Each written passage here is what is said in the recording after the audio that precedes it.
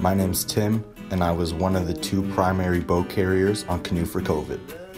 My name's Kalen, and I carried the barrel, as well as working on filming and our media promotion. My name's Will Vise. I was the trip navigator and double pack carrier. Hi, I'm Jacob, and I was the pack carrier and fisherman on the trip. My name's George, and I was a trip chef, and I also carried the Wanigan. My name is Nolan, and I was one of the boat carriers and also the fire maker. Finally, after so long trekking through rough, unknown territory, we had reached the promised land of our adventure. Our route from here would take us from Espanola down to Killarney, where grand white rock structures awaited us. Next, we would continue down into the clear waters of Georgian Bay, which in turn would lead us to the French River. Once at the bottom of the French, it was a straight shot paddle up the river to Lake Nipissing, then across to North Bay. A longer seg in terms of distance, but we all looked forward to the opportunity to cruise through some beautiful open water.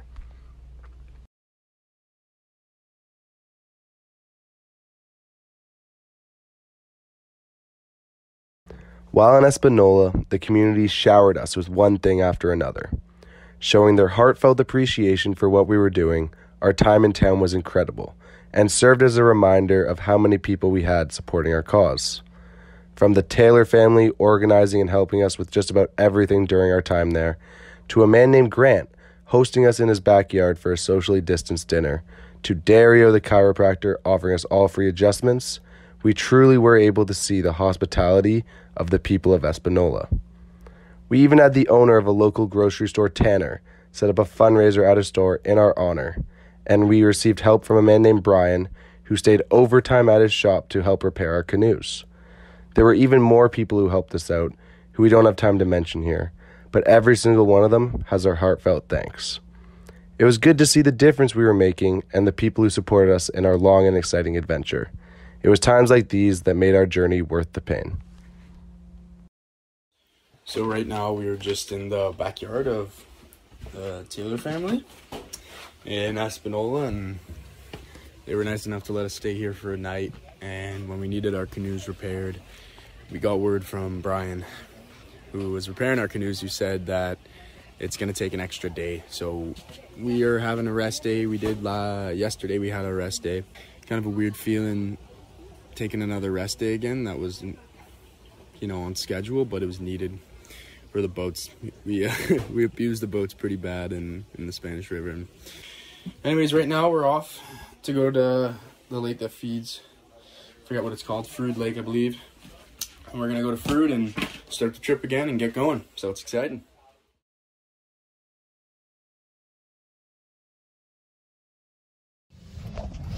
Well, we are off from the Taylor family's house, heading off into Killarney Park. Rock here is giving us a drive to Fruit Lake, and it's just gonna be a couple short paddles and 2 quick portages until we're up at Nellie Lake. Greatly looking forward to that. I think it's the best lake in the world personally, and Espanola has been great. Probably my favorite of the towns we've seen so far. They have better water than Chapleau and the nicest people around. Yeah, it's a great 2 days. We got the boats repaired. It's awesome because now the bottom of the boat doesn't bend like a trampoline anymore, and hopefully they will float for the next 18 days or so, or however long we need them to be floating until we get to Ottawa. So yeah, day 42, day to Nellie, on the portage leading up to Nellie from Grace Lake in Killarney Provincial Park. Beautiful day, beautiful, well-maintained portage. Previous portage was also well-maintained. We said goodbye to Rock and the Taylor family and all those great Espanola folks. Packs are very full because we just had our food drop like yesterday or the day before. Yeah, the day before I think. And very heavy double pack rig I'm carrying. So heavy. Oh, I can barely feel my arms because my shoulders are just being crushed. The chiropractor we saw in Espanola said our backs and shoulders were absolutely ruined. I bet they were. You learn a lot about resilience from these canoe trips. been canoe tripping. This is my 10th summer doing it, canoe tripping. And learned a lot from it. Was able to work harder than most other people at school because of resilience and the work ethic I learned from canoe trip. Ability to push through any challenge, because once you've done something insane like this, there's nothing left in life that can stop you. The biggest obstacle in anyone's life is their own mind. And once you overcome that, you become terrifying. You become something unstoppable. Here's Nellie Lake. Oh wow. You want to take it back? I can put it in the boat. I'm just a bit awestruck. Look at that. So I can dunk it? Yeah, dunk it.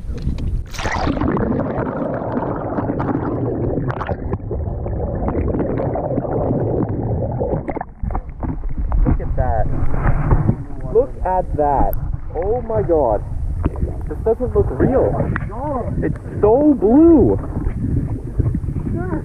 You know, I've been here before, and even I can't believe it.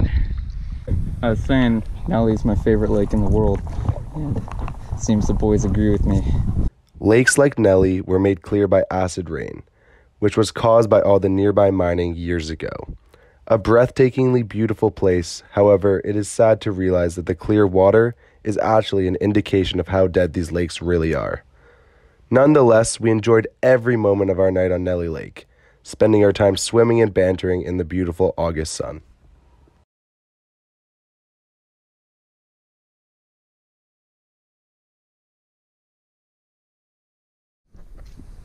Just waking up here on Lake Nellie. Very beautiful. The boys are just, oh yeah, the boys are just getting ready. Willie V's coming down here, the man himself. I think we're heading to Topaz and O.S.A. today, so we'll see you guys there.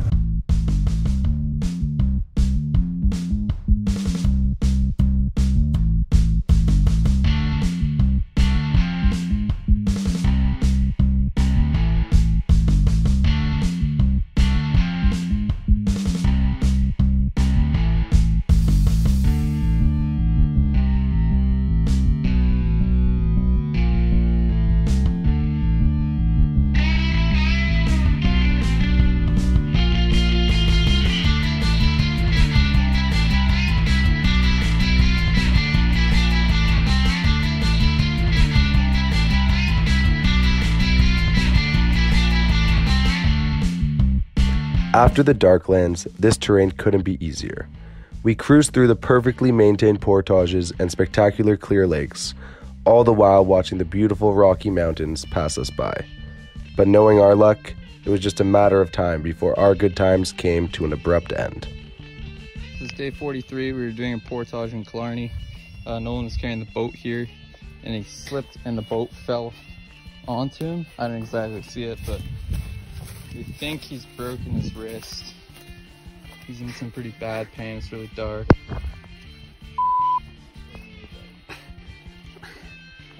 Nolan, how's your other arm? Okay, I'm gonna use it to measure up for the splint. Yeah. Oh, that's dark. John's calling Rob right now. Rob Evis.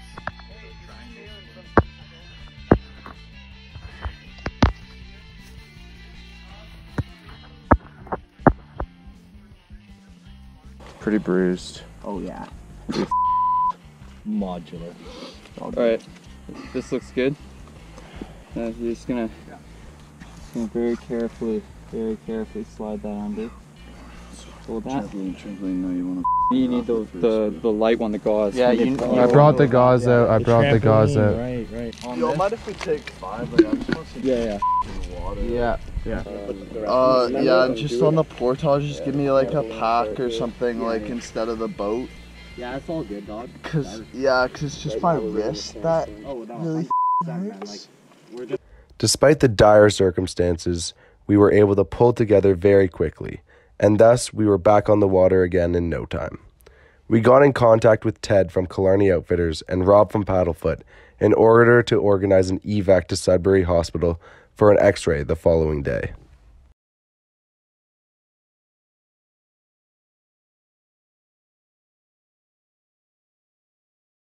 When Nolan got evac'd, I was very worried. Having the possibility that one of the boys could be taken off the trip was a horrible feeling that got worse and worse as the day went on.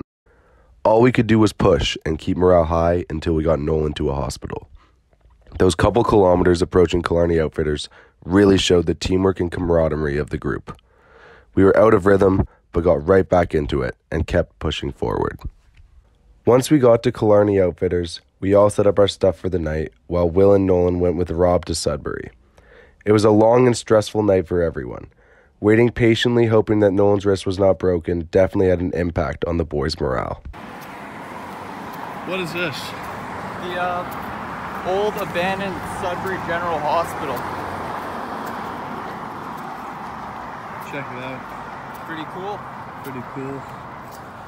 So, we just got my arm looked at and x-rayed. And,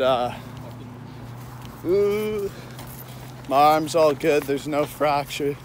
So I'll be back on the trip as soon as possible. And, you know, hopefully the soft tissue damage doesn't last more than a couple days and I'm able to, you know, resume doing everything I was before. And yeah, there's another look at the hospital there. The old hospital. It's not the one I was in. It's the world's biggest mural now. The world's biggest mural. Sudbury, Ontario. Back at the Outfitters, the news that the arm was not broken was met with a cheerful reception, and thus the decision was made to push forward through to Ottawa. For the time being, Nolan was relocated to the middle of Tim's boat, with hopes he would heal soon and would be back on the water paddling in no time.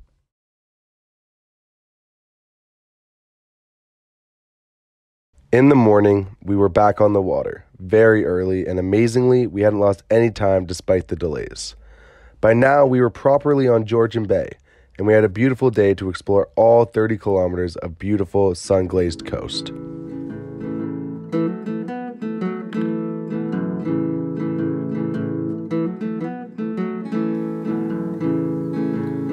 Over the mountains I'm gone. I was knew I would run away into the south setting sun. I feel alive as I get away, but I couldn't help it, I want you with me. Or maybe it's selfish that I get carried away. You know I'll always love you, I don't expect you to say, wait for me, set me free. My whole life I felt something wrong. Mysterious lies and ticking time bombs. They're just under the surface, they're just out of reach. Thoughts like a whirlwind just past the breach. Wait for me, set me free. Wait and find, no longer realigned. Just like a thief, falling out of line. The judge is righteous, is it not he who did the crime? Numbers and Alright, so we're on Georgian Bay. We got dropped off at some boat launch several kilometers north of here a couple hours ago. And ever since we got dropped off, shout out Ted for sending someone to drop us off. We've just been making pace, and obviously I'm not doing anything, but the boys have just been paddling super hard, and we're about halfway to the French River now, and our site is just around that corner. I don't know if you can see the point way out there, but yeah, we should be there within the next hour, I'd say.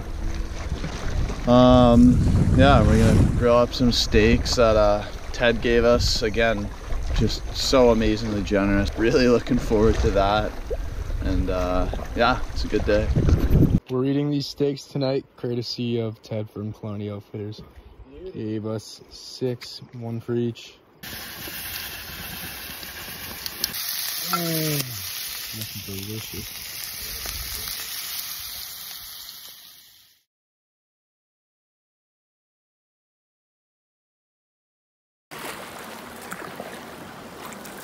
So we're right at the first branch, the northernmost branch of the French River, and we are heading south now to the fifth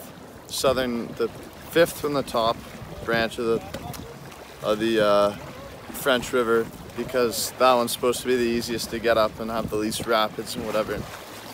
So we're on our way there. My arm is still not working, so I'm cameraman again.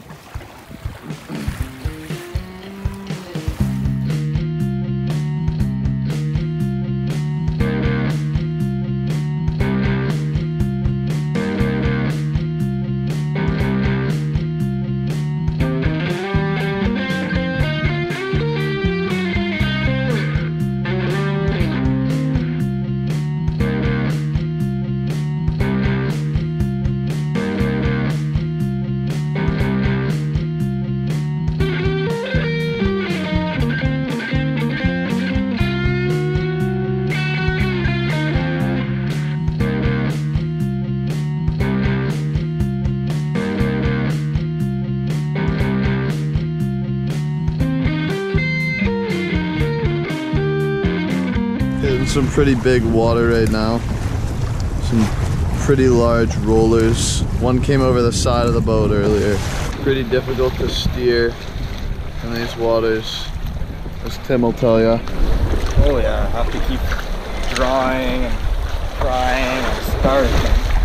Oh, look at these shoals. Look at those shoals there. You see them below us. But yeah, if you hit shoals like that, you're done. Boat will swamp, you lose all your stuff. It's dangerous, you know, you even get pinned under there. But yeah, even in a small canoe, the shoals are dangerous. No wonder you hear about all these shipwrecks happening on Superior and Lake Huron and all the big bodies of water. They creep up on you. You don't see them until they're like right next to you, and you're like, oh, we gotta turn.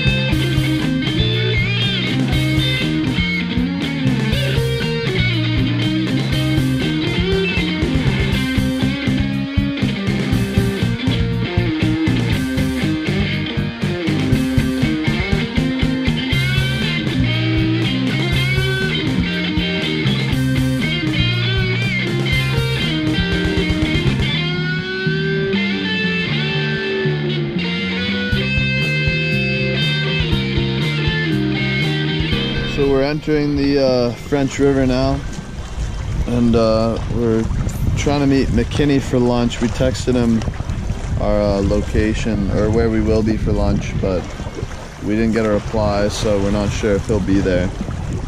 But hopefully he comes through. We'll be able to see him. Be a good time, and yeah, we got how long? Like a couple clicks left to lunch.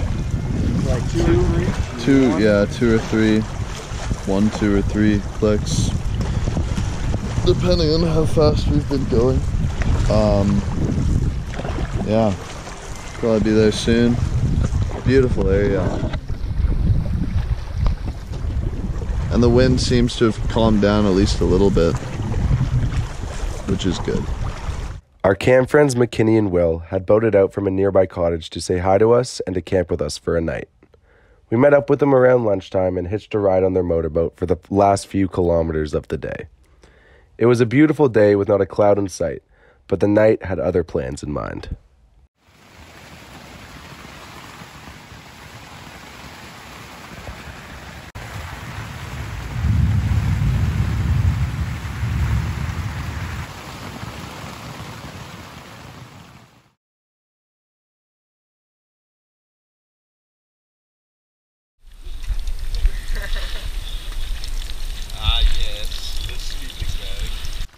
I don't even know if like a swim bag can like come back from something like this. Like it might just be irreparably destroyed. Yeah.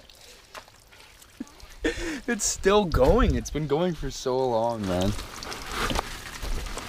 The ruining night last night. It's just rain everywhere. The boys, Carter and McKinney, had their tent set up in like a little valley, and there was just a river flowing directly through river flowing directly through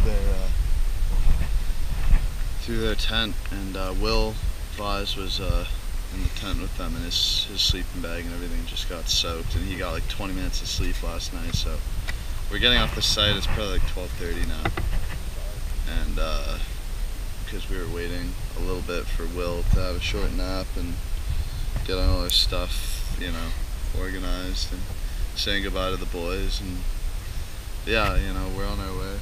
Hopefully we get a chance to dry some stuff out at the site. Yeah. It didn't take long for the clouds to clear, and soon enough we were on our way to North Bay once again. We paddled up some small rapids and maintained a fast pace along the shores of the French River, all 75 kilometers to Lake Nipissing, despite still having one person injured.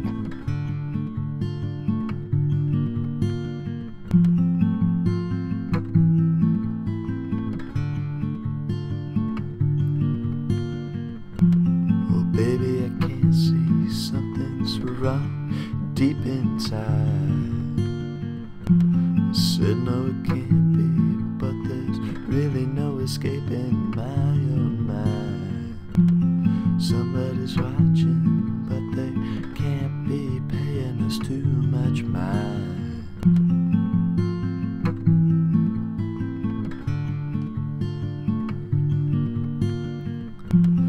Too many lives and too much time. Always pretending, now it's just leaving me tired.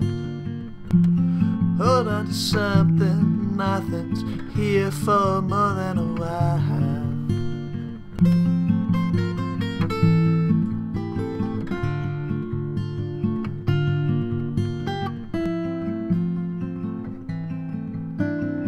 We just did 15 kilometers and stopped for breakfast. And now we're getting ready to paddle again. We got 17 more kilometers left in the day.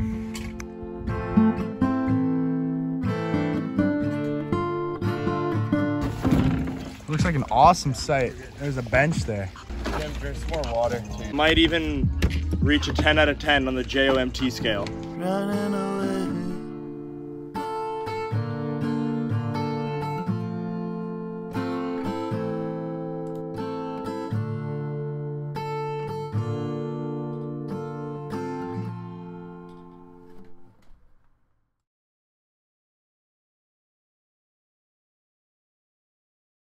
Now, at the top of the French River, it was a relatively short push out to Lake Nipissing and then through to North Bay.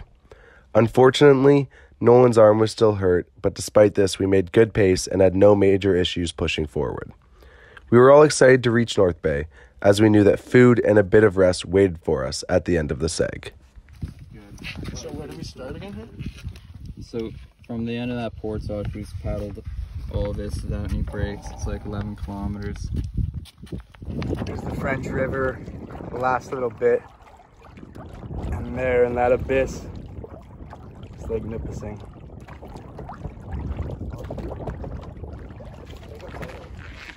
We hauled today. It was pretty hype. We're not even done yet. We did like 30K already, the full extent of where we're scheduled to be today, and it's like 1 something, not even 2, and we're already at like where we're supposed to be. So we're gonna go even farther to shorten our day tomorrow to North Bay. This is Lake Nipissing right here. That's the French River down there. Pretty hype. It's like a channel marker thing. Look at that. That's amazing. That's a huge lake.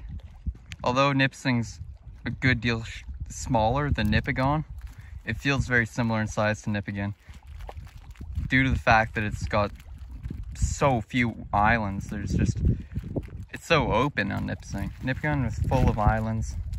Also the land was a lot higher around Nipigon, so you could see distant land, you could see the shoreline, you could see islands.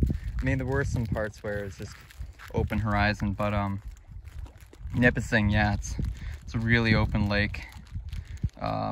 pretty low land on all sides. So yeah, huge open lake. We're probably gonna go another 10K and shorten our day tomorrow a bit. Yeah. We ate a brief lunch before the crossing, then quickly pushed forward the last 10 kilometers or so to our site across the open lake. We're out here. Since we've never got any footage of any crossings so far, Kaylin decided that I should film a bit of this crossing.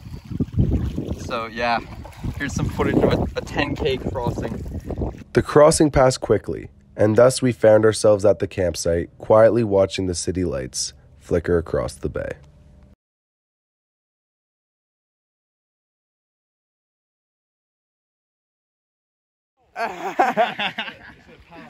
So paddle hard. Welcome.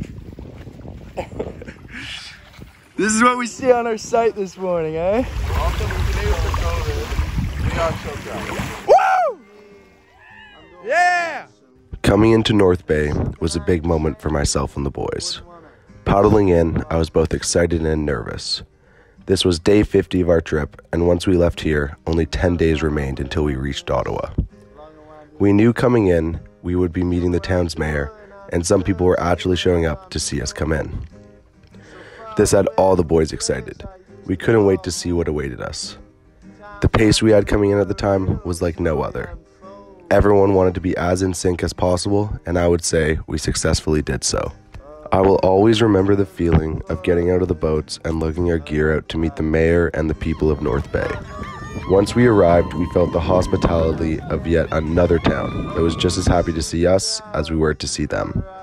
Nearing the end of the trip, moments like these I truly cherished, knowing that the good times could only last so long, but I couldn't wait for the final 10 days. Nolan's arm was still injured, but me and Tim had been able to make pace just fine despite being in the two-man boat. Even though his arm hadn't shown any signs of improvement, we knew we had to make sure every member of our team made it to the end. And so, onwards we pushed. From here to Algonquin was almost entirely smooth sailing anyway. Save one more and final major bump in our road, in 2 days' time we would tackle a 28-kilometer portage from the Mattawa River down to Kiosk Lake. And the nerves surrounding that venture were high. Until then, however, we could just keep paddling and hope for clear skies.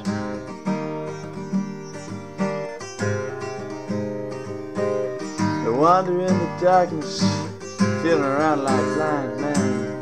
Can't find the light switch, but it only matters when.